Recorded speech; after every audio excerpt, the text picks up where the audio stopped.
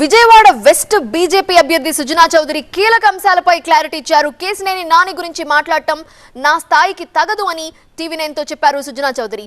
కేసినేని నాని సవాల్ స్వీకరించే స్థాయిలో నేను లేను అన్నారు. ఎంపీగా నాని ఉండటం వల్లే అభివృద్ధి జరగలేదు అన్నారు. రాజ్యసభ సభ్యుడిగా ఏం చేశానో తెలుసుకోవాలంటే వెబ్సైట్ ఓపెన్ చేసి చూస్తే తెలుస్తుంది అన్నారు సుజనా చౌదరి.